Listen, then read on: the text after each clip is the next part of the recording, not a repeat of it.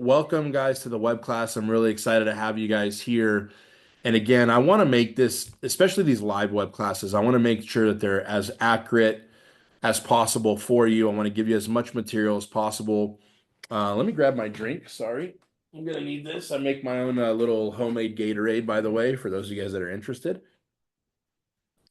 It's really delicious, actually. But anyway, that's aside from the point. But thank you guys again for joining me on the web class today. I like these to be interactive. So I will tell you to put things in the chat. I want to get really honest feedback from you as we're going through this. Again, if you have any questions, there's a little Q&A at the bottom that you can click on in your Zoom, and you're able to just put in your question. At the end of it, we'll go through and we're going to answer those questions as well relating to your business. And again, I have this really cool, remarkable tablet. If you've ever seen them, I'm actually going to use this to teach today. I'm a little old school when it comes to some of this stuff, but I do have the slides and having it be organized as well. And for those of you that are live today, okay, if you message, if we have your phone number or even your email, if you reply back, I can even send you when I'm done with this slide presentation. For those of you guys that are live, I didn't mention this, I'll send you my notes so that you have a copy of it as a PDF. I'll have my team send it out to you guys. So just make sure at the end of this, if you want that, just request it and we'll send that out to you. Okay. So let's go ahead and get started. I'm going to share my screen here. And as you can see, I do have my little remarkable here pulled up. I'm going to move my camera up here to the top left. All right, so today we're going to be discussing a free web class on how to build a profitable personal chef business in 2025. I'm going to teach you the exact steps on to attract premium clients and build a thriving business. I'm a very no fluff kind of guy. I want you to take as much value from this as possible. So as we dive in, we're going to go through these things very intentionally. And obviously, I can't teach you every single step in every single order that it takes to build a real business because listen, I'm a realist here. Like, it takes hours of things to do and coaching, yes. But what I want to at least is give you as much detailed recipe as I can today for you to understand what you really need to build a successful personal chef business. Okay. So, my name again, who am I? If you're first time listening to me or joining us, my name is Chef Andres. Again, in the next 90 minutes or so, it doesn't necessarily mean it'll take that long, but I'm going to show you exactly how to build a profitable personal chef business using the same system that's helped hundreds of chefs generate over 5 million collective sales. It's probably an old figure. It's probably more than that from now, but why should you listen to me? I personally have had over 5 million personal chef sales in my own business. We consistently do 30, 40, 50K a month every single month. I worked with luxury brands such as Ritz-Carlton, Key Concierge, Monarch Luxury Villas, as well as host award-winning podcasts. And again, we've helped over 1,000 chefs start a personal chef business. Now, I am not a guru that's going to magically give you some, magic pill that's going to make you successful and rich overnight. We build real businesses at Chefpreneur. We're not all about telling you and telling you to the moon that this is going to be for not only everybody, but it's going to be a slam dunk, close my eyes, go to sleep type of business. That's not what it is. If you're a passionate home cook, you know that you're probably in an industry, maybe you're facing the 9 to 5. If you're a chef, you know what it takes. It's hard work. And to be honest with you, though, in this process I'm going to teach you today, this is really the recipe for success in a lot of things as far as a personal chef business.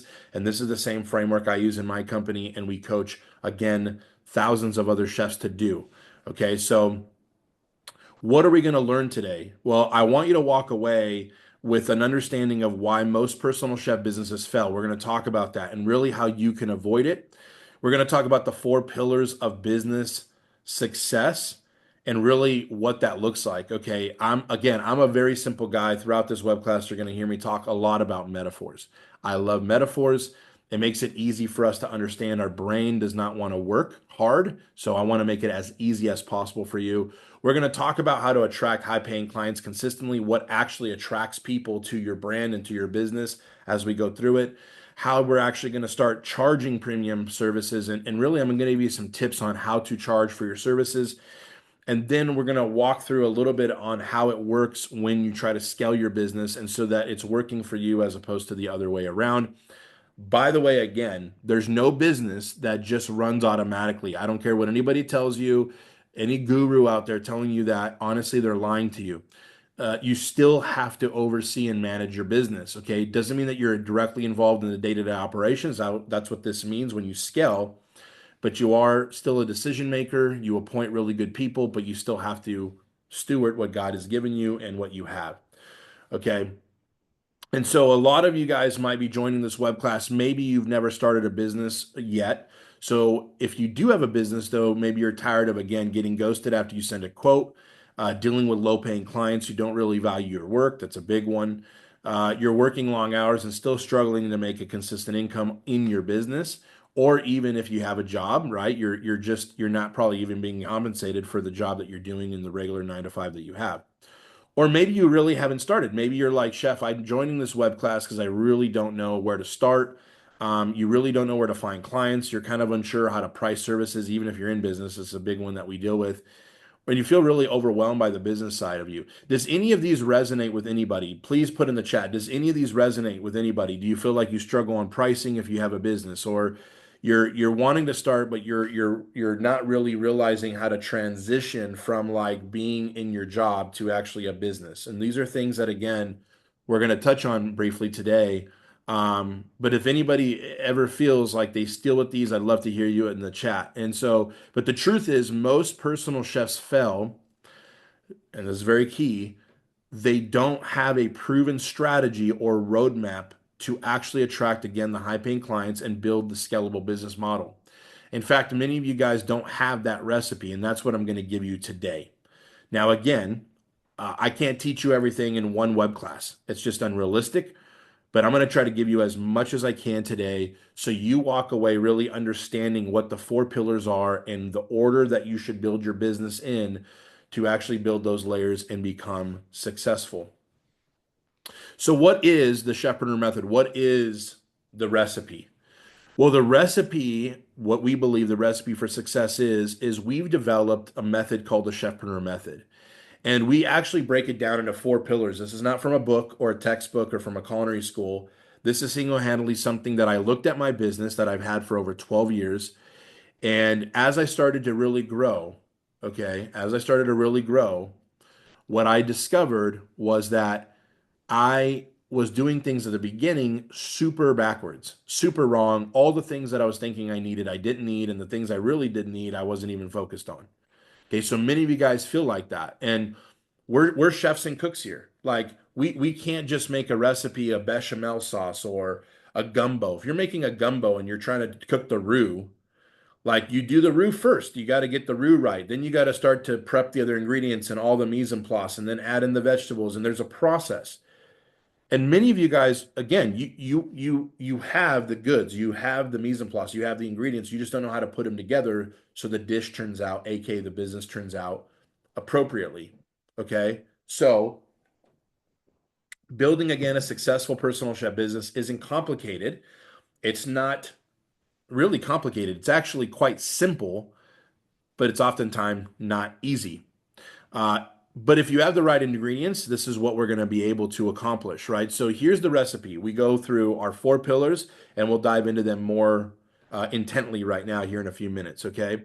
Number one is the foundations. We really have to define your niche, your ideal client, and again, your pricing strategy. These are the foundations of your business. We'll talk about this more further. Branding, positioning yourself as a high-end personal chef. It doesn't mean that you just have to be luxurious. It doesn't mean that you're doing Michelin star food, although that could be you. But it really just means you still have to position yourself as a high-end chef, and we'll talk about what that means. Then the third pillar is the sales and marketing side. This is how we're going to attract and actually close high-paying clients consistently. Okay, and I can't wait to teach on. That's one of my favorite things to teach on. And then fourth is how do we fulfill those services, whether we're doing any services that we have in our business, and how do we scale it? How do we deliver an exceptional client experience and scale strategically to really grow the business beyond yourself? Because that's actually a huge thing that people think cannot be done in a personal chef business. They think, well, I'm just going to start a business and it's just going to be me cooking for my entire life and I'm going to be self-employed. Not if that's what you don't want. If you want a real business to build, you have to treat it like a real business and build it correctly. Okay. And once you master these four pillars, again, you'll have everything you need to create a thriving, profitable personal chef business that again grows and scales. Okay. Everybody following you so far? Okay, I want to really get into the content and I want to create room and space for us to have some Q&A. And then at the end as well, if you guys are really interested in having us help you implement any of this, we're going to have a very special offer for you as well, which is going to be exciting to show you. And I really want to just really make sure that you guys have as much value from this web class as possible. So if you want to take notes, now would be the time to pull out a notebook. Make sure your phones are off unless you're watching this web class on your phone, which most of you probably are. Turn all that stuff off. Turn off all the distractions. It's go time. It's learn time. I want to get right into the meat of this. Okay. So the first thing we're going to talk about, ladies and gentlemen, is we're going to talk about pillar one, which is our foundations. Now, I'm going to kind of again, please, hopefully you guys can be able to read my handwriting throughout this presentation. But again, I'm old school. I like to use different things regarding drawing and things like that to better understand and get you guys to be better understood. I'm actually going to draw here a line. So there's really two pieces of your foundation. Okay, there's really two pieces of it. We're not going to dive in so much to the legal side because it's honestly very simple. It's one of the biggest benefits of a personal chef business is that it doesn't take mounds and mounds of money to get started as far as on the legal side. Okay, so we're going to talk about what those are briefly, right? So the legal side. Again, after the end of this presentation, please reply back to your email that you got from us when you signed up for the web class or anything else, and I can send you guys these notes as well. Okay. But there's really three core aspects to the legal side of building a personal chef business, and we'll go through them very briefly because they're very simple. Number one is we got to choose our business entity. We got to choose our business entity. What does that mean? Are we going to have an LLC or are we going to be basically self-employed as a sole proprietorship? Okay. So we have to ask that question. We have to create the entity. The entity of your business is like almost creating the person of your business legally, the structure of it. Okay. Number two, we need a business license. Okay.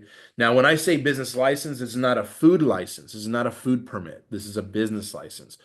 Wherever you are in your town, in your city, in your county, whatever state you're in, you're literally just going to figure out what license do I need to do business. And literally, it's called either a business license. I mean, it could be called a myriad of things. I would recommend you going to like your county clerk's office somewhere or your municipal building and asking just to do business. Don't tell them that you're going to be a caterer or anything like that. They'll start leading you in the wrong direction because you're not a caterer. Don't even really tell them, and if they ask you, like, oh, I'm going to be a personal chef, just say professional services. Because really, you just need a business license to do business in that city that you live in. And since your home address is your business address, you just need to get a business license. Very simple, okay? The third thing is you're going to need liability insurance, okay? Now, quick little note about this. Do not buy this until you get your first client. I don't want you to be spending money when you don't need to spend it, okay? So until you get your first client, don't buy liability insurance, okay? So we talked about again your business entity, your business license, and your liability insurance, okay? Can you guys read my handwriting? Everybody okay? Take some notes on this again, as well. But again, if you guys want the copy of this, we'll send it to you as well. Okay. And the reason why this is because, your insurance, you don't need to pay for it. It's just like a car. Like you don't pay insurance on a car you don't have. So you don't really need liability insurance right out the gate when you're just starting. Okay. Now you're already in business, you don't have business, insurance or liability insurance. I recommend you do get some before you cook for your next client. Definitely you want to be safe in that. Okay. And we recommend, we are not affiliated with them at all, but flipprogram.com. They have specific insurance for personal chefs. So it's flipprogram.com. Let me actually write that better. My handwriting on that part of it was not very good. I apologize. Flip. Man, I keep messing up. Flip program. And I think it's, my gosh. And I think it's basically, I think there's two P's in there in the actual website. There we go. Flipprogram.com. All right. So make sure if that's where you want to get insurance or you need it, that's where you would go. Okay.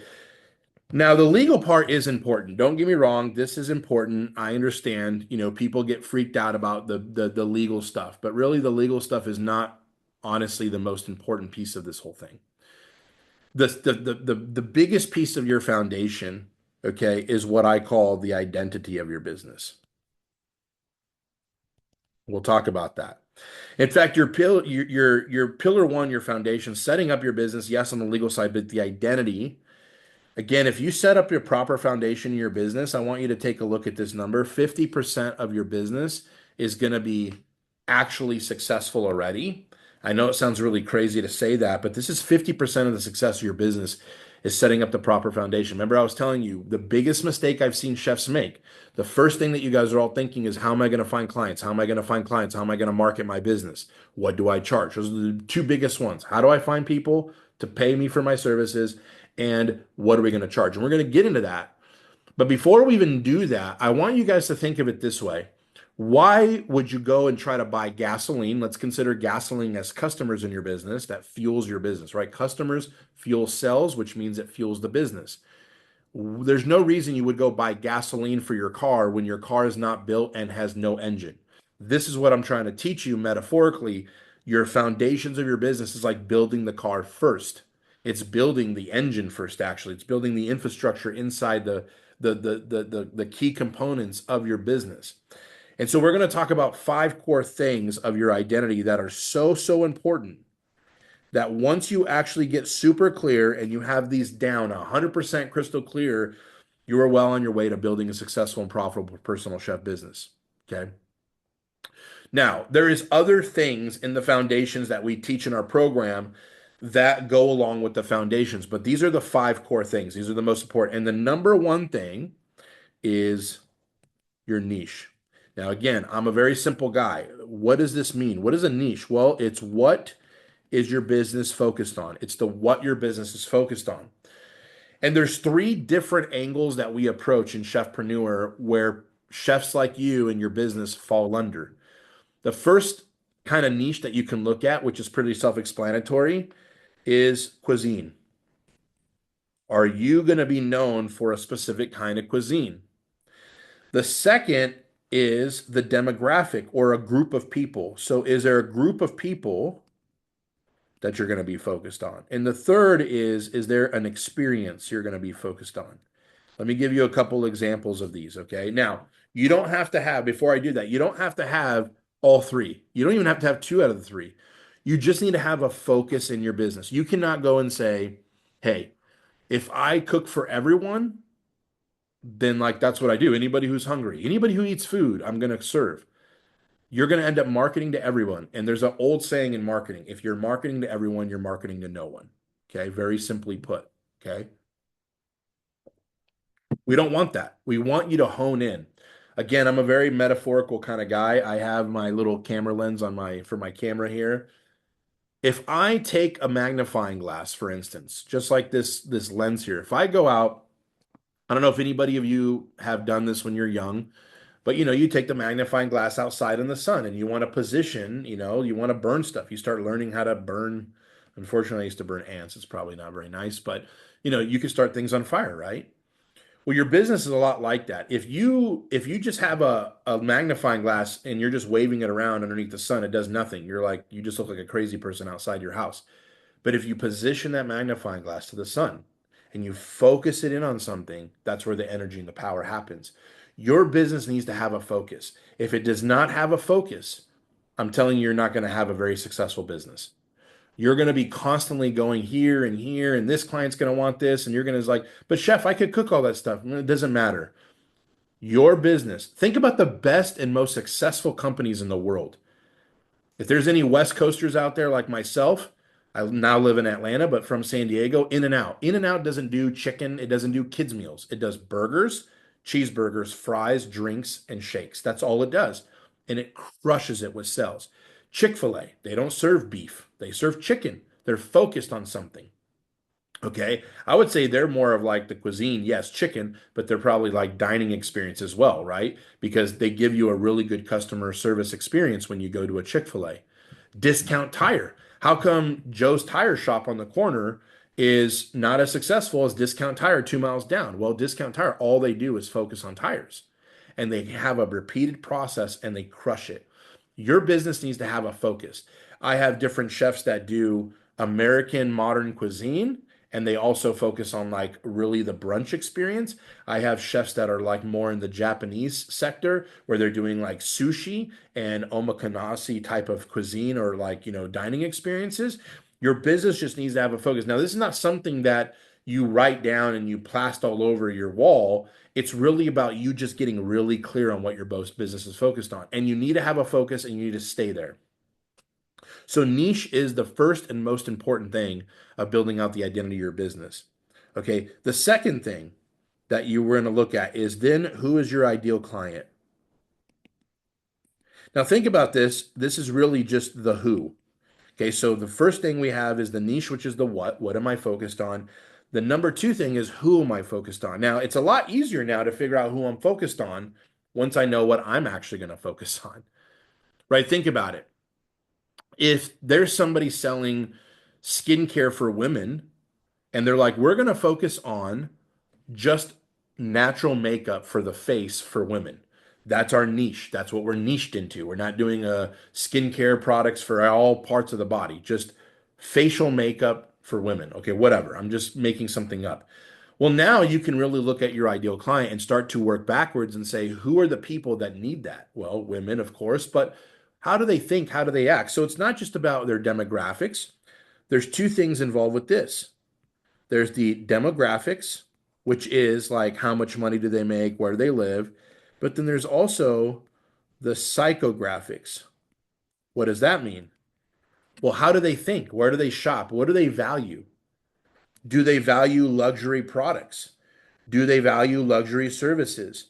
Are they more simple? Are they not so bougie? You really need to identify who you're serving. Listen, if you don't know who your customer is, based on what you're focused on now, you're never going to connect with them. And it's really fun as we get into the branding, which is pillar two, you're going to see these things as we go through these steps of the pillars, you're going to see how they all connect together. And this is what's really exciting. Okay, so that's the second thing we need to really identify. The third thing is our mission. And this is the reason why we do what we do. Why does your business exist? I see Dominique put in here plant-based. Well, she has to ask herself why. Why are we focused on plant-based? What's our mission?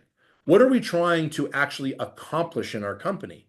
Yes, we all know that a business is designed to earn a profit and make money. But I love what she just said, health and wellness.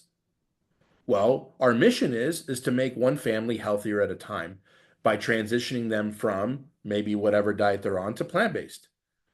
And again, that's your own conviction. Doesn't mean that the whole world agrees with that, right? It doesn't matter. Your business is focused on that. And since you've already figured out your ideal client are people who maybe want to transition to plant-based eating or are already plant-based eating and you want to serve them services because they have a lack of time, you're now coming up with your mission. Your mission also has to include what do you do well? What actually do you do well other than just cooking? Do you feel like you're more of a serious, high end, fine dining, pay attention to detail person? Do you feel like you're more from the heart, where you like every client is going to feel like family members? Like these are all things on how you orchestrate your mission. Now, of course, in our program, we give you a really detailed recipe on how you really can write out your mission statement and the step by step. But it's really important. Your mission also plays another huge role in your company. It's to keep you on track and even your team. Remember, we talked about that we're building a business, hopefully to scale. And by the way, a lot of you, I'm not saying that you want to scale your business beyond yourself and have 4 or 5 other chefs. I have currently 22 contracted chefs underneath me in my company. Not everybody wants to scale. There's no right or wrong answer for that. But definitely, if you're going to plan on scaling and building a real company where you're actually going to invest time and money into it and say, like, I want it to produce $500,000, $800,000 a year, then we need to actually have the mission dialed in because the mission is going to be like the compass. It keeps us in bounds. If we get outside of our mission and our team gets outside the mission, we're not accomplishing what we're setting out to do. Okay, very, very distinctly. So these are the first three things out of the identity that are very important. Now, the next two become more practical. This is where the rubber meets the road a little bit. Okay, and we'll talk about what that means. So, in the case of number four, once we figured out what we're focusing on, who we're serving, and why we're doing what we're doing, now it's like, well, we need something to deliver our mission on the thing that we want to focus on to the people we want to focus on. So we need something that takes our mission and actually allows us to serve those clients with what we're focused on.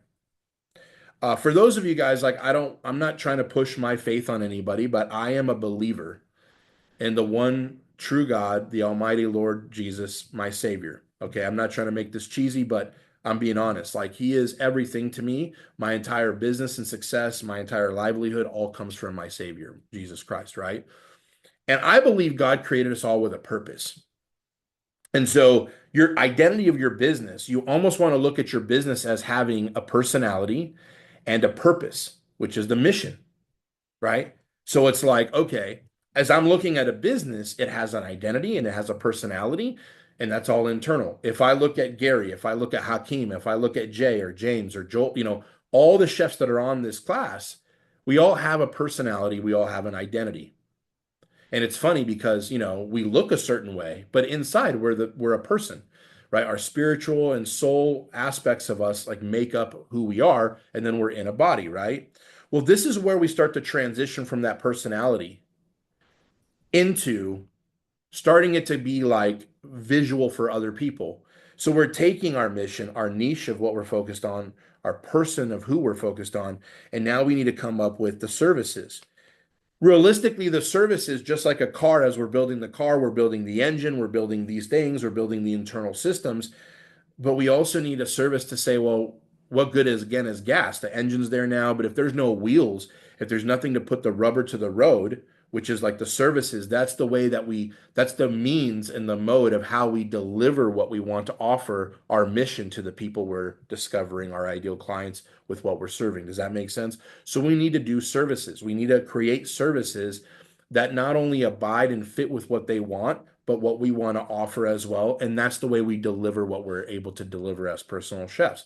And again, your services, it could be meal prep, it could be cooking classes, it could be private events where you have 3-course family style, which is what we teach, 4-course in the sense of like, a plated, things like that. And so we got to come up with these services that best describes what our ideal clients, and I'll go ahead and highlight these. So again, we have our what our ideal clients are going to want, and why we do what we do in our business. Okay, and the services start to position the actual means and what to do that. And then, of course, last but not least, we got to figure out what is the pricing we're going to charge for all this, right? What are we actually going to charge for what we have? Now, what I'll do here is before I go to pillar to pillar two, I'm going to go ahead and minimize this a little bit. This is pretty cool that I could do this with my little handy dandy thing. So I'm going to minimize that, and I'll expand that here in a minute. But I want to talk about pricing for a minute and teach you guys some pricing, because this is where a lot of you struggle. So once you come up with a service, I'm going to give you some very basic guidelines on what it means to price. Actually, you know what? What I'm going to do better, I'm going to actually minimize this part of it because the legal's there and it's important, blah, blah, blah. We got to be legal on the things we do. But let's go ahead and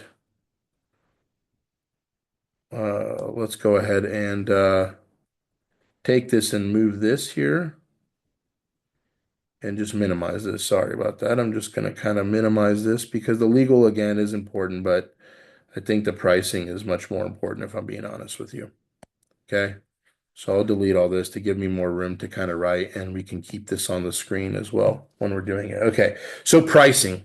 Let's talk about pricing for a minute. And I'm going to put it here in the middle. Okay. Pricing. Many of you guys struggle with this. Now, I'm not going to go into my formula of like what you earn, because you want to look at like What do I need to like live? What do I need to actually fully transition in my personal chef business? Are you currently earning 40 grand a year? Well, then 40 grand a year should be your first goal to get there. And we got to find out though, that I'm going to give you some key components of like kind of the six rules of pricing in a way. Okay, so number one, okay, you're always going to have a minimum. What does this mean? The minute you get out of bed to go cook for somebody, you should be charging a minimum. Okay. And the way that we come up with a minimum is I like to do whatever the price is per person times five. And I'll give you a little example. So let's say our minimum is $300. You look at your availability and you're like, let's say I had all the time in the world, meaning I was full time in my business and I'm trying to hit, whatever income goal is. And you come up with if I did 4 days a week or 5 days a week or 3 days a week, whatever you want to work, what do I need to earn in order to hit that salary that I need to replace? So let's just say it's 300 just for a simple example. Let's say your minimum is $300, meaning it's a multiple of five. And I'll get to that in a minute. But you always want to have a minimum, okay? So that's the first rule. Second rule is you're going to charge a price per person for private events, meaning like you're cooking a three-course, four-course dinner, family style, it doesn't matter. You're charging a price per person. And the way that I got 300 is the minimum for this service might be 300, whatever, because let's say you're charging $60 a person. Again, I always said your minimum is a multiple of five when it comes to private events. Okay. So far, that's where we're at. Okay. The third rule is you're going to charge a flat rate for meal prep. So let's say those of you that want to offer meal prep, you want to charge a flat rate for meal prep. And what do I mean? Usually what I do is I just say, hey, it starts at 300 plus groceries, and I'll get to that in a minute. But the flat rate should be whatever your lowest minimum is, or you can pick whatever other minimum, right? So let's say you're like, well, to get me out of bed to do meal prep, I got to charge at least 300. Again, these are numbers that I'm making up, but this is the structure of it. So first, you're always going to have a minimum. Second, you're always going to charge a price per person for private events. Third, you're always going to charge a flat rate. Okay. Four is more of a rule. Never charge by the hour. Let me tell you the reason why. If you charge by the hour, it's confusing. It's confusing for you. In my personal opinion, it's confusing even more for a client. Think about it this way. You're going and you're doing a little three course. Let's say that Chef Hakeem rolls up. He's doing a little three-course menu for somebody and for 10 people. And it's like he said, "Oh, it's going to take me 12 hours, okay? Or it's going to take me 10 hours. We'll just make it easy math. It's going to take me 10 hours and I'm charging 50 bucks an hour." Okay, you're at $500. Let's say you're washing dishes and you're tired, right? You hurt your hand, whatever. You're washing dishes, I'm making a rula. Subconsciously the client's like, man, he's kind of taking a sweet freaking time over there washing the dishes, right? And you're not even thinking about that, but they're subconsciously thinking about that. Or let's say they want to start early. You get there and then you have to rush a little bit. They start early on their services, like they wanted dinner at 7, but now they change it to 6:15 when you get there, and you're able to do it, and now you just cheated yourself out of an hour worth of pay. Like it just leaves an open level of confusion. I hate it. I don't charge by that. I charge a price per person. I don't do meal prep in our business anymore, but you're not charging hourly. If you're charging hourly, a lot of times you could be underselling yourself. Now, you could be charging an absurd amount of money for hourly, but again, when things fluctuate or as you become better, as you become faster in delivering services, you're kind of making less money, if I'm being honest, right? Because if you're charging a price per person or a flat rate and you become faster and more efficient, you get paid the same. Okay, so very, very important for you to understand. So number four is never charge by the hour. Okay. Number five, always pass on the grocery cost. Okay. I don't know about you guys. I hate doing food costing. Food costing is a waste of time. And then you have to deal with the economy and if the groceries are high like they have been for the last couple of years. And it's like you got to absorb that. You got to change prices. You got to figure out, okay, if I make the filet versus the salmon, all this stuff. What we do in my business and what I coach is to have everybody always pass on the grocery cost to the client. Makes it simple, no food costing, and you know exactly how much profit you're going to get. Again, going back to that idea that if Hakeem was going to cook for 10 people, instead of charging $50 for a 10-hour event, what if he charged $100 per person? Now he's making 1,000, and the grocery topper on top of that, he doesn't have to worry about it. He knows exactly what his profitability will be. And even let's say he brought a server for 150 bucks, he knows he's going to make an $850 profit. He doesn't matter if he goes over on the grocery cost. It doesn't matter if they ask you to pick up. We just had a client right now booking us for 3 days coming up. It's going to be like a $5,000 thing for 6 people. They want breakfast and dinner for 3 days. They said, "Hey, we have two little ones. They're less, they're like 4 years old and younger. I'm not going to charge for them. Hey, can you make a little extra meat? I could buy Wagyu, I could buy Kobe beef. I don't care. You're paying for it. Absolutely, I'll make you a little extra beef. It's on your grocery bill." Okay, so number six, the last kind of six rules for pricing is always increase your pricing with time and growth. What do I mean by that? A lot of you, especially if you're just starting out, you might feel a little insecure about charging. Like, oh man, chef's trying to push me to charge 80 bucks a person, 100 bucks a person. A lot of you guys might already be there, but some of you guys are feeling uneasy about it. The real truth of it is most of you feel a little insecure. It's weird how this happens, but if you're cooking for like a restaurant or something like that, and they're paying you XYZ per hour, you're like, oh, I'm worth more than that. And then you get on your own business and you're like a little scaredy cat and you don't charge what you're worth. And I'm hoping I can help to change that mindset a little bit because if you build your business the way we're talking about today, you're going to offer a service that is extremely valuable and people will pay top dollar for it. Okay, so very important for you guys to understand all of these. So these are the six keys of pricing. I'm just going to minimize this a little bit. And so we've gone through these pillars, and I'm going to go back to, oops, oh man, I'm going to go to undo. But we're going to go back to this aspect of what we were doing with uh, our identity. Okay.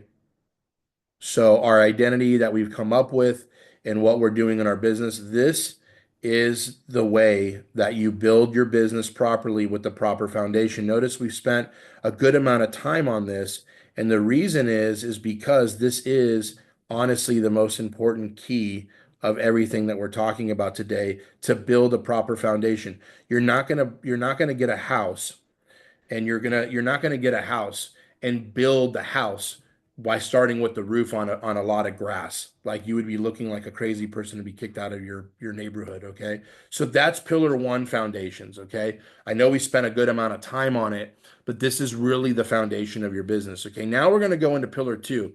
Now I want you guys to keep in mind what we discussed in pillar one. And in pillar two, branding. Remember, I talked about your business having the identity, your personality.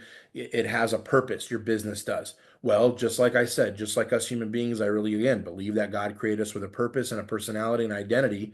But now it's like we're also in a physical body. So pillar two is now the second foundational piece that we need to build. Okay, because it's really where your identity starts to transform into something visual. Okay. But I'm going to dive a little deeper into that. And I'm going to give you a couple little, very simple little formulas that I always say. So, your identity, this is where your brand starts to transition into the visual aspect.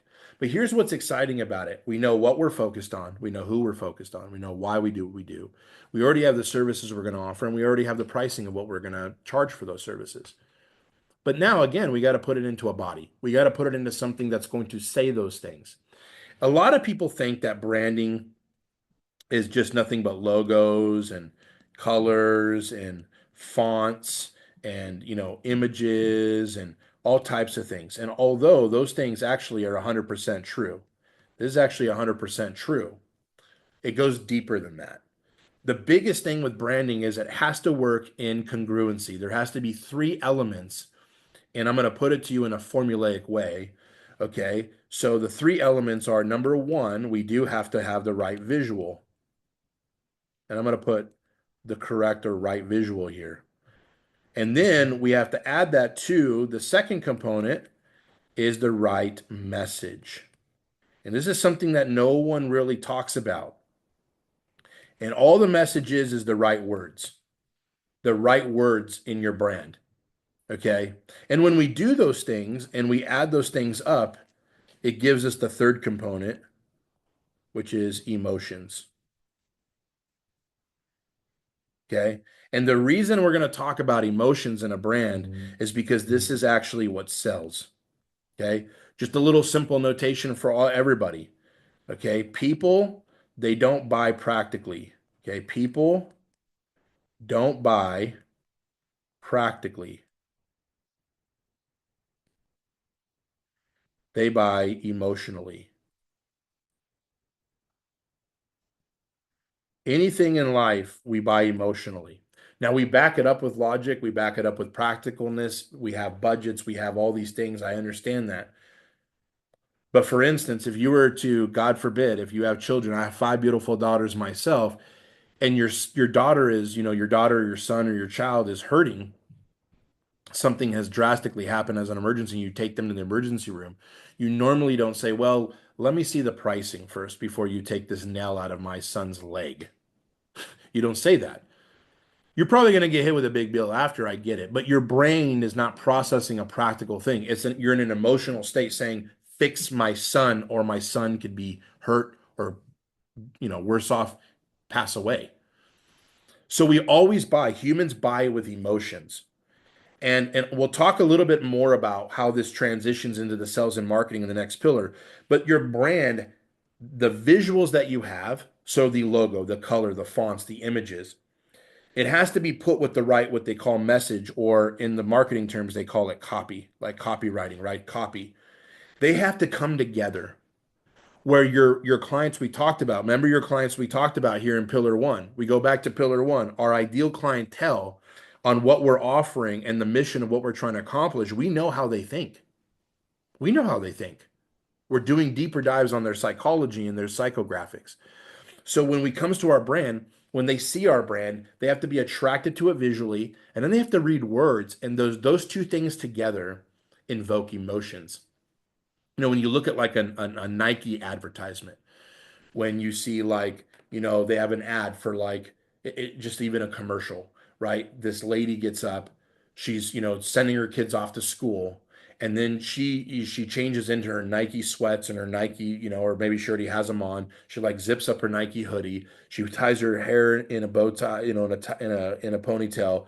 She gets her shoes, and it shows a close up of the Nike shoes, and she just starts hitting the road. And it might say like Nike, like where moms have their time. Okay. Doesn't even say anything about shoes. What is it doing? The visual aspect of telling a story, the right words that are being said. I'm a mom. I want my time for myself, for my fitness, for my health, for my wellness.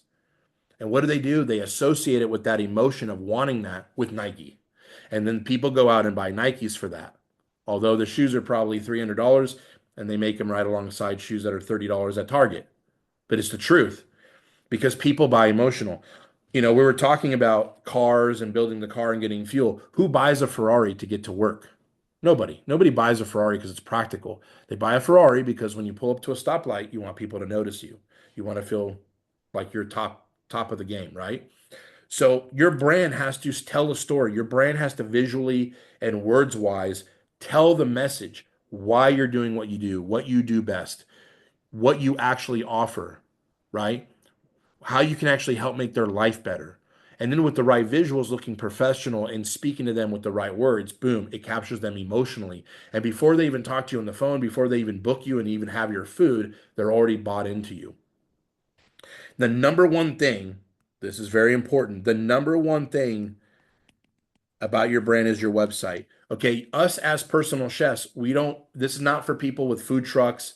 This is not for people even with catering. Catering is a different kind of business and a different type of person, okay, that are looking for catering. We're not talking about restaurants. Restaurants have a building where you drive by and you see a restaurant sign. A food truck, they're driving around, they have everything plastered. We don't have a storefront as a personal chef service. We don't have a building somewhere. Your website is your number one asset to put your brand to the world. And your website has to almost start acting like a big billboard. I call it like the billboard of your business. It's a billboard of your business. It's showing everyone what you offer, who you are, getting them to the right emotion, and speaking and attracting the right people. We're talking about how in this method, this is how you attract high-paying clients. It's not even about pretty food photos. That's You want to have nice food photos. You don't want to have garbage ones, of course. But the whole thing has to work together.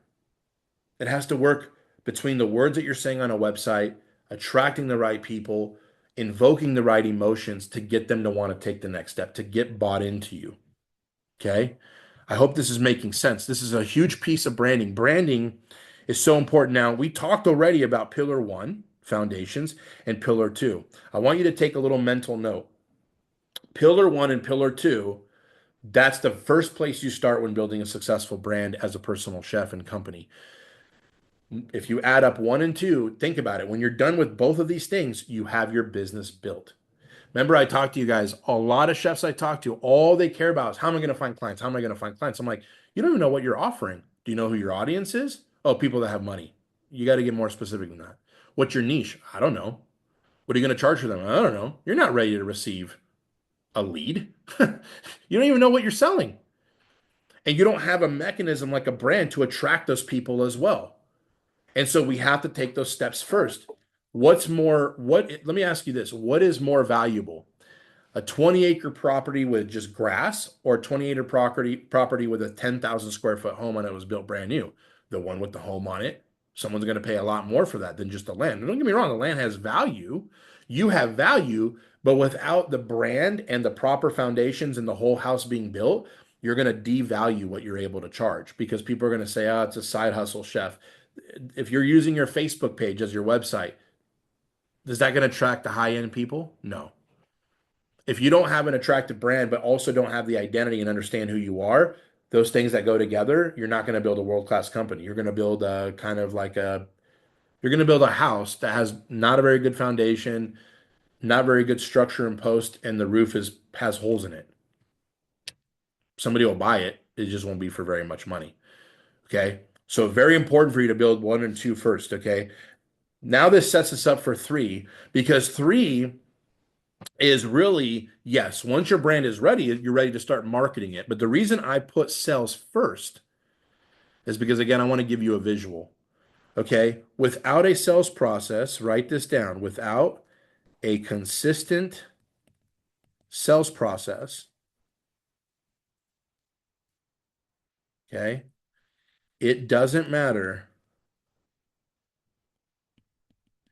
It doesn't matter how many leads you get.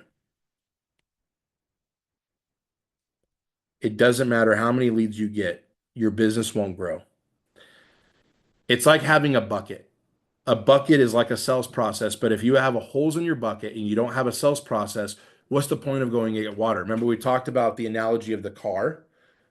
Why put fuel in a car into the tank of the car if the gas tank has holes in it? So now you built the engine, which like we don't need leads when we haven't even built one and two yet, the pillars one and two. But the next thing is, well, now we got to hook up the hoses to go from the fuel tank to the engine to get the gas to it. If we don't have a process to close the deal, ladies and gentlemen, we don't have a business. Okay, so you need to produce sales. And what we teach is we teach a 12-step sales process, okay? A 12-step sales process where you can consistently, okay, 12-step sales process where you consistently close 85% plus of every inquiry you get, 85%. That means out of every 10 inquiries you get, you can close 8 or more, okay? The worst that I've seen some of the chefs we've coached are in their like 65, 70, which is still very high. Think about that for a minute. And you have to take them through a series of steps that gets them from being a lead. So they basically, I'll kind of shorten I won't go through the whole 12 steps because again, I don't, this would be another 2 hours here. But step one, let's say they go to that brand website you built, and then they would go through the inquiry form, and then they get pushed to a phone call, which is what we recommend. And this is the most important piece of it. If you don't know how to sell on the phone, which we have a sales script for you and all that stuff, but it's a simple 15-minute consultation that we walk them through. All of a sudden, what does it do? It took all the emotions that they felt from your website, from your brand, and gets them back in the emotional state. You're diving deeper into the emotion, in fact. You don't even know what emotions triggered them, but now you're going to find out on that call. And then you're going to send them the menu. Okay. Then they're going to approve it, and then they're going to pay you. Very simple. And you need to repeat this. It needs to be a repeatable process. Everything in a business. See, when we first build the house and we first built the brand and we first built it on a solid foundation, after all of that, ladies and gentlemen, is then where the business really needs processes. Really, to build your brand into all that stuff, those are things that you kind of, I don't want to say one and done because you can update images and you can change prices and all that. But those things don't take reputable, repeating processes every day. You build them and they're done. Just like a car, they build the car, you just have to put gas in it every time. And then eventually the hose can bust and you need to replace the hose. And you're always working on the process, making sure the process is running smooth, right? So it's upkeep. Process is upkeep your business, and you need to have a sales process in place. Okay. If you don't, many of you guys, again, you're like, hey, I really want to, I need more leads. Then all of a sudden you don't know how to sell. And I'm like, don't even worry about that yet, because I don't want you to bring leads in your business, start building things, and all of a sudden you don't know how to sell. Okay. So that's the first thing. Now, marketing, on the other hand, as well, is a process. Let's talk about this. Again, everything builds off each other. Again, I'm going to go back to pillar two, which is the branding, your website. Remember, your website was the number one asset. We go back to the foundational piece. I want to point out one thing in the foundations. Again, it goes back to your ideal clientele. Let me put that as a different color. Let's go pink so you can see what I'm doing here. Okay.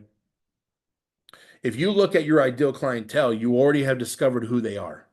And then with your brand, you kind of know how to attract them. They're attractive. They're reading the right what? Words on your website. Okay. If you come into marketing, all marketing is, if you want to take a really quick little note of this, is the right message. So the right copy in front, plus in front of the right people. Now check this out. Think about, even for this web class, if you saw an email, if you signed up through an advertisement that we promoted on Facebook, all we're doing is presenting the right offer, the right message, the right copy in front of the right audience. If people don't want to build a personal chef business, they're not going to click on my stuff in Chefpreneur. If people don't want to hire us as personal chefs, they're not going to be on our website. They might get to it and be like, oh, it's not what I'm looking for, and they leave. Perfect. Leave. But marketing is just the right copy, the right message. So if someone's looking for a personal chef and they type in Google, okay, somebody was saying that they were from, looking at Michigan, right? Or even Brooklyn, New York, right? So Tanya is in Brooklyn. So let's say somebody went to Google and typed in personal chef services in Brooklyn. And I won't get into like SEO and keywords and all that. But let's say they end up getting onto, they're looking and they see this the header of this website for Tanya's website, and it says personal chef services in Brooklyn, New York. Oh, that's what I'm looking for. Click. They go to your website. Then the website gets them an emotional story. Their personal chef services. Ooh, I love it. It's speaking right to me. Oh, yeah. Oh, she offers this amazing brunch. It's exactly what we're trying to do. Oh, let me book an inquiry. It gets them to take action. They hit the emotion. It's like, this is what I want. All that is really the right message in front of the right people. That's all marketing is. So I won't go into the depths of like why someone searching on Google obviously is much more of a better qualified, higher lead for your business, because they're usually searching private chef dinner, blah, blah, blah, personal chef dinner, blah, blah, blah. As opposed to if you're marketing on Facebook or even social media, everybody thinks social media is the if all be all. Yes, don't get me wrong. It creates brand awareness. It can definitely bring in leads, but you can also have 5,000 followers and 3,000 of them can be from Singapore. You don't know. They're never going to book you. They just follow you, which is great. You might be able to maybe monetize your social media channel, but is it going to bring you leads and clients? So again, because we know who they are, we know where to go try to find them. If your clientele are really high end, they're serious CEO professionals, you're probably going to go to LinkedIn and start to create strategic partnerships, which is what we teach in partnershiping with concierge services or executive assistants, people that book those types of services for the high net worth CEOs. If you're saying, chef, I want my focus all the way back in pillar one, I want my focus to be ladies brunches. I want to focus on like brunches and just do, really cool personal chef brunches. Okay. Well, where do we look for that? Probably party planners, wedding planners, different websites that really speak to that. You know what I mean? There's all types of stuff. You go to, like, maybe you partner with a company that creates all types of things for bachelorette parties and bachelor parties. And then you're like, hey, you call them and you're like, hey, I focus on this. Boom. Oh, wow. My clientele. And so there's many ways you could do. We teach strategic partnerships, which is really, again, like I just said, you're partnering with people that are to the same audience.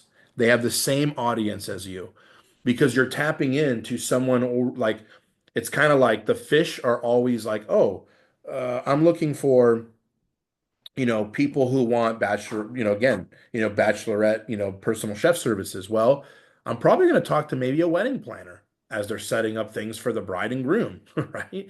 And it's like, well, there you go. Like, well, all their clients they work with are people who are probably going to be having bachelor and bachelorette parties. So when you partner with them strategically, they refer you business. And you're just fishing where all the fish are at all the time and not having to find all these fish out here. But there's other forms of marketing, of course. There's, again, what they call social media, which is organic, right? Organic. And then I just did a class yesterday with my Chefpreneur University students about paid advertising. And paid ads is just really fast to get new clients.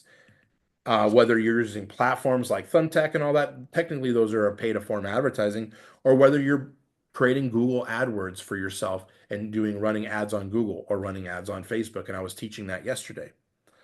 But all this stuff is, but think about that. I want to ask you guys a question like, do you think marketing is easier or harder when you understand your message? You understand how your customers think because of pillar one, you know who they are, you know what to say on your brand. It's going to be, yeah, Dominique's just ding, ding, ding. You got a big bonus. It's easier. It's infinitely easier. In fact, it's like 60% easier now because there's so much groundwork being done and everything is coming together and aligning. That is pillar three. Okay. The last pillar is fulfillment and scaling. Remember, we talked about getting into pillar three, we start getting into processes for our business. We need processes. We need a sales process. We need a marketing process. We need a way that's constantly working like an engine, bringing new leads in, then converting those leads into customer. And then the final step is fulfilling the services. And you need a process for that for well. The number one reason why people book a personal chef is not because they're hungry. If they're hungry, they just go to Uber Eats or they make themselves a bologna sandwich. The number one reason they book us is because they want an experience. And I'm going to kind of get into, we just went to selling a little bit. We just talked about selling. I'm going to give you a couple little nuggets about selling really quick because I think it's important to set this up even for the fulfillment. There's one of three reasons why people buy anything. Again, remember, they buy with emotion, but the reason they buy is only one of three things. Number one, it's time, to save time usually. The next is money. It's either to save or make money.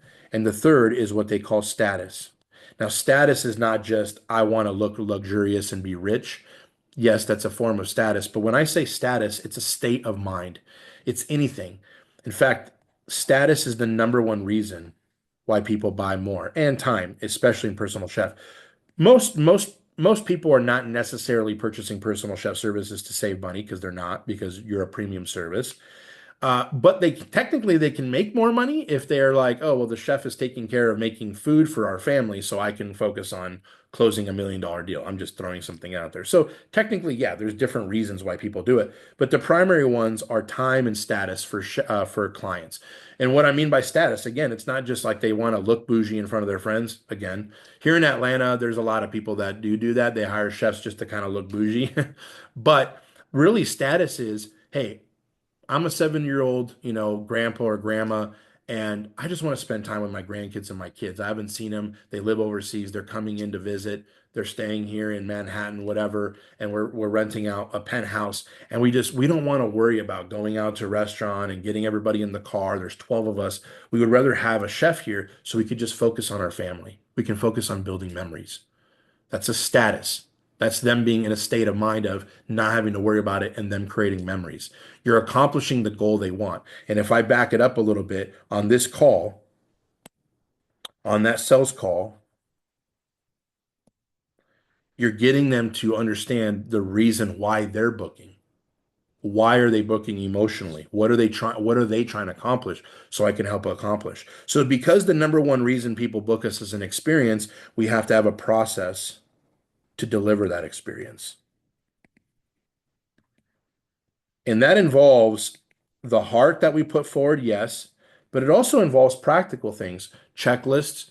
You're coming and arriving at the same time, 3, 4 hours before the event. There's standards that you set in your business. You have to take that and say, how do I replicate this even for me? Which is going to get into the scaling part here in a minute. But you have to have a process in place to say, okay, in my company in Dinner with a Chef, my chefs have checklists. Did they turn off the oven? Did they do this? Did they do this? Did they leave them with a thank you card? We have standards and processes that they have to follow. That means if Chef Daniel goes and cooks somebody, Chef Tim goes and cooks for somebody, Chef Millie goes and cooks for somebody, Chef Antonio goes and cooks for somebody, they're getting a different chef with different flavors, sometimes different skill sets, but they're getting the same experience. This is how you scale a business. This is the start of how you do it. And you need to do that for yourself first. How does Chef Dominique, show up to an event and deliver the same experience for all 6 of her clients that month, even if it's just her? Now, it's a lot easier when it's just us, but we got to get you in that state of mind of growing bigger than yourself and saying, well, how do I get consistent? How am I consistently doing this, consistently doing this? Do I have my checklist? Do I have my SOPs, standard operating procedures, where I do the same thing time after time? So when John Doe wants to hire me again because he loved the service, he doesn't, he doesn't happen what a restaurant does all the time. How many restaurants have you guys been to where you go there and it's all super hyped up and you eat there and you're like, oh my God, it was incredible. And then you tell a couple friends or whatever, and then this time you invite a couple and you go to that restaurant and the second experience was horrible, completely not like the first one. It's a letdown. Some people give them a third chance and some people don't. Well, in my business, I don't want to give them any opportunity to say, I hired her the first time and I hired this chef the second time, and the second time was not good as the first. We don't want that. We want it to be consistent. We want it to be consistent. Consistency in a business is the hardest thing to keep up. We have to be consistent. Okay. We have to be absolutely consistent. Now, once we get consistent with ourselves and we can continue to create an experience, we serve from the heart, we're humble, we're not prideful as chefs. The client, we're putting them first, we're treating them like kings and queens that they are. We're really doing things from the heart. And again, we're going back to that mission in pillar one. We're keeping inbounds, we're not getting out of bounds of what we do and what we're known for. We're staying true to the mission that we're trying to accomplish in our company and delivering those best possible experiences to every client we serve. Once we do that, once we say to ourselves, I'll draw a little stick figure, once we have this dialed in, we have our processes for delivering an experience over and over and over and over and over. Now we're able to scale by then bringing on more chefs in your company to do the exact same, and they start to deliver the same experience you do. They might have different techniques on recipes. They might put their own little spin on things. Who cares? As long as the client gets the same experience every single time and it's consistent, you will see your business skyrocket. When I first was in my business, I was scared to death to let another chef cook an event of mine because it's my baby. It's all of our babies as businesses. We get we get really kind of like scared. We're like, oh my God, are they going to be able to do what I do? Like, are they going to be as good as me?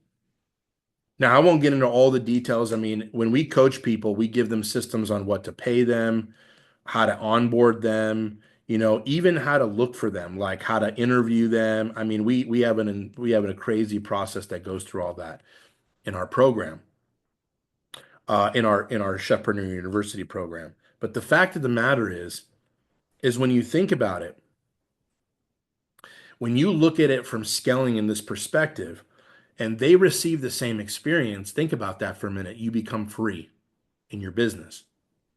Things become where you can actually cook for clients when you want to cook for them because you have a team to do it. Like I said, I'm at 22 contracted chefs. At one point, I was at 31. Different chefs have moved from the city and different things, but I get requests from all over the United States. I'm strategically partnered, like we talked about in Pillar 3. I'm strategically partnered with like 4 national companies. So I get leads from all over the place. And they always come back and say, Chef, like, man, these chefs are great. Where do you find them? I'm like, well, we coach them in Chefpreneur, but at the same time, like we have systems and processes in place to be able to grow the business. And so the culture, the heart, staying humble, I instill those in everything. But when I first had Chef Daniel, my now executive chef, go do his first event, I was scared crapless. And so was he, to be honest. Now, 12 years later, since I started my business, he came on with me like almost 8 years ago. It's kind of crazy, like 7.5, 8 years ago. He started as a sous chef with me, just helping me out with different events. Then I gave him his first like event for 5 people, then another one for seven, and we started to grow from there. And now he like I don't really cook for clients. I think I've cooked for 2 clients in the last 3, 4 years. Like to be honest with you, like I have very good systems in my business. I run my personal chef business in like 5 hours or less a week. I do payroll and I have meetings with him almost on the daily. We usually have a check-in and how are you doing, chef? What's going on? He's updating me on clients, but he manages scheduling. And then I have an event coordinator that manages the sales calls and the menus and all that stuff. So I have a really good system. Again, as you scale, the systems are more important, and there's ways of doing it other than just you operating yourself. I understand. But again, I can't go through all those details in 90 minutes. But what's crazy about it is like when I first moved to Atlanta, which I moved in 2021 from San Diego, I've been here now 3.5 years ish, a little bit over that. I flew back.